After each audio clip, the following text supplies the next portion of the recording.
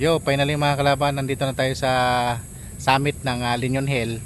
So, bago pa tayo pupunta doon sa pinaka summit diyan sa may Ubal, papakita ko muna sa inyo ang background dito kung gaano kaganda. At ito nga isa sa mga tourist spot talagang dinadayo ng mga local, international tourists dito sa Legazpi City. Ayan, ito yung Linyon Hills. Yan, nakikita ba niyo sa likod ko yung background ko? Yan. Yan yung kung hindi against the light, no? Mount Volcano. So, dito naman ito yung pinanggalingan natin. Yan sa baba. Mga kalaba, yan yung nakita nyo. Okay, so napaka-presko ang hangin at yun nga, may mga puno nga dito malalaki at isang kumbaga nagbibigay ng preskong hangin sa mga pupunta dito. So mamaya ikutin natin tong pinakataas, yung pinaka-summit dito, kung ano ang mga pagbabago. Sa matagal na panahon ulit ako nakabalik, kaya siguro halos isang taon nga mula nung pandemic kasi hindi na ito pasyalan to ng mga tao. So titingnan natin yung likod. Alright, so dyan lang kayo.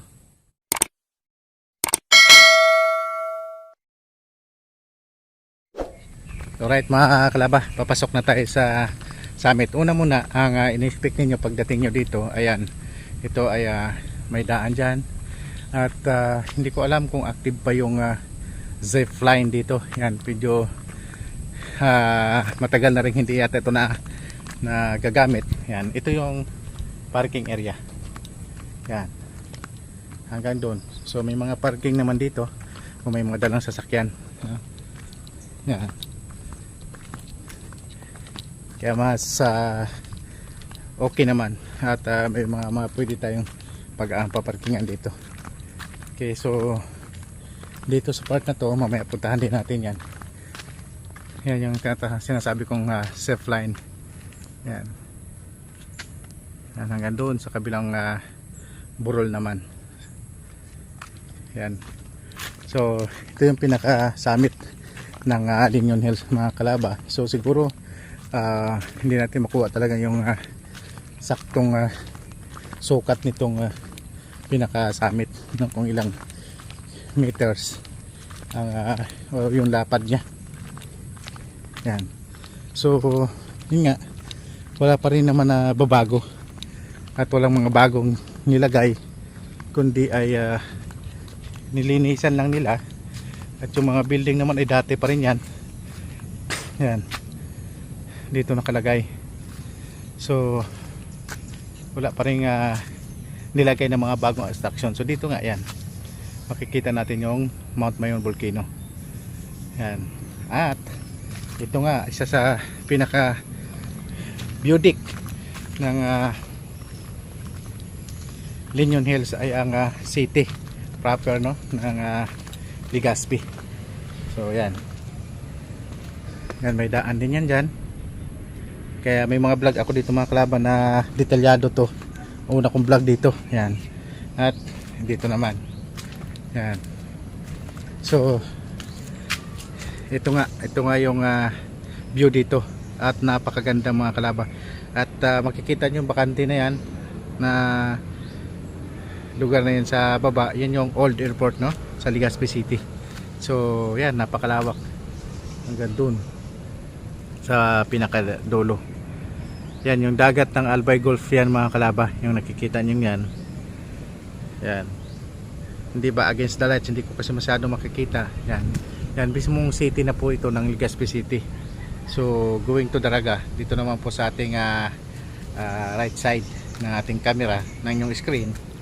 Yan, so sa baba naman mga kalaba, yan yung nakikita nyo yan. Yan po yung Albay Wild Park, no? Yan sa baba na yan. Kaya mamaya ikutin ulit natin dito sa taas.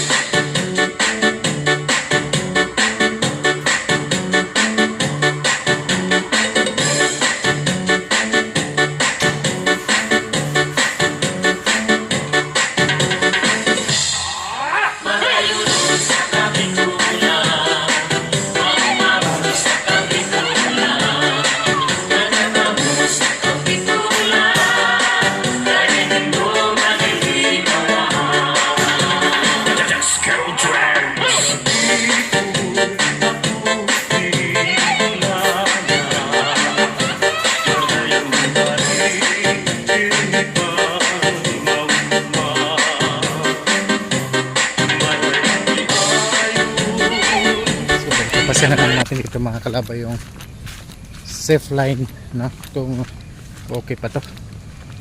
Yan, tingnan nyo mga kalaba kung gaano ka-presko dito. Ay nako, parang ayaw ko nang bumaba. Sigurado naman ang tuhod natin. Yan. So dito may mga nakikita tayo nag-awalis na ng mga nag-maintain dito sa Linyon Hill. Mamaya interview natin yung mga yan. So kung ano na ang update dito sa Linyon Hill. Yan, ito yung safe line mga kalaba, no? Dito sa Linyon Hill. Yan. Siya to sa mga attraction din na nilagay dito, no? Yan. So dito naman makikita din natin yung Daraga town. Yan mga kalaba, hindi lang tayo punta doon, baka mahulog tayo dyan. Yan. Medyo may mga tipak-tipak na yung mga simento. Okay, so patungo naman tayo dito sa kabilang dako. Yan, kung dito naman ito yung makikita natin sa baba. Yan sa may park. Yan.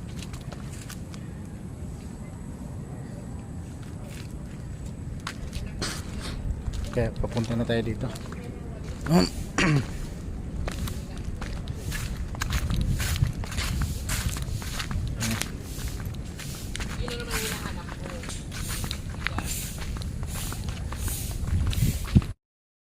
So alright mga kalaban, no? Natapos natin ikutin itong pinaka summit ng Linyon Hill. So naghanap nga tayo ng pwede natin ma-interview at nakita nga natin, so isang kababayan ko rin, hihingi tayo ng update kung ano nang update dito sa Linyon Hill kasi sinara nga ito sa public.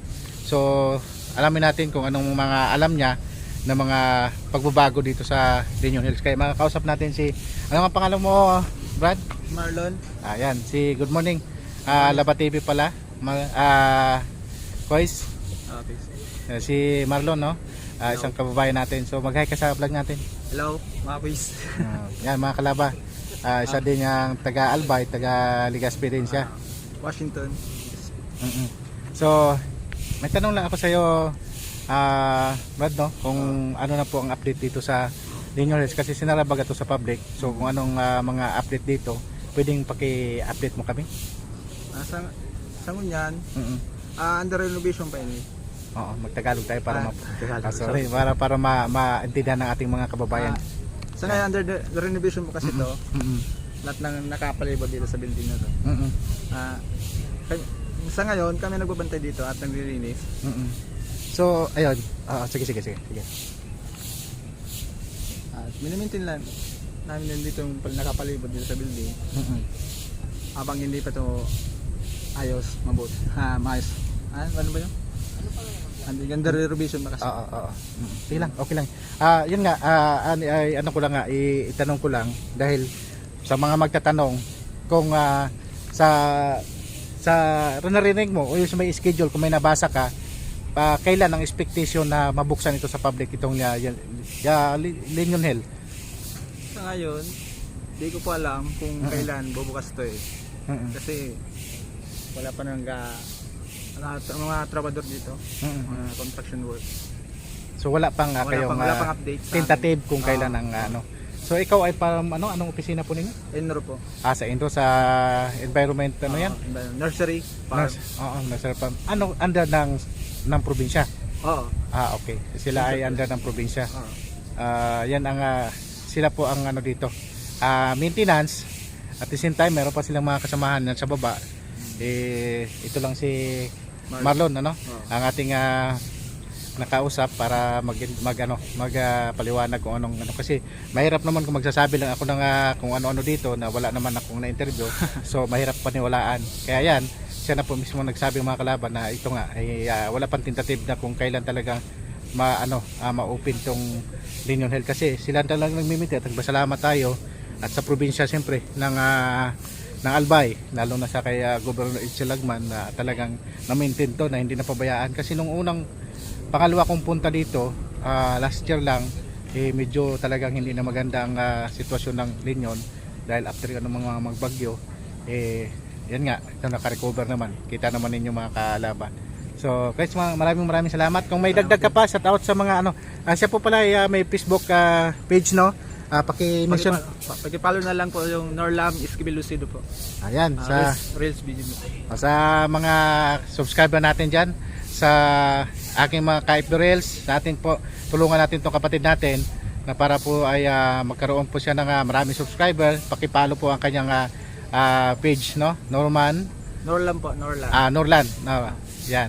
So paki-follow lang po at ilagay ko lang sa description yung kanyang page para mas ma-follow ninyo. Right? Okay. So ano pa? May isa tapos yung pamilya mo, mga bata mo. Shoutout sa pamilya ko kay Just Trinidad Lucido. At sa anak ko kay Kaden Earl Lucido. Okay. Yan sa anak niya. Shout out po at sa kanya pong asawa. Kay Joyce. Kay Joyce, no? Hi sa inyo. Hello. Maraming salamat dahil itong sport na nagpa-willing na mag-interview at maraming salamat. Ako nga si Labat TV, no? Isa din sa Bicolanong vlogger at ang ating nga pong content ay pag-promote ng ating mga tourist spot dito sa hindi lang sa Legazpi, hindi lang sa probinsya ng Albay kundi sa buong Bicol region and sa buong Pilipinas. Hopefully kung makalayas-layas na tayo. Alright, so thank you Marlon, no? Marlon? Ulit. Si Marlon po ang kanyang pangalan at ang ating pong kabubayan Bicolano. Right, so dyan lang kayo mga kalaba at mamaya bababa na tayo at titingnan natin kung ano ang sitwasyon sa baba. Alright, thank you.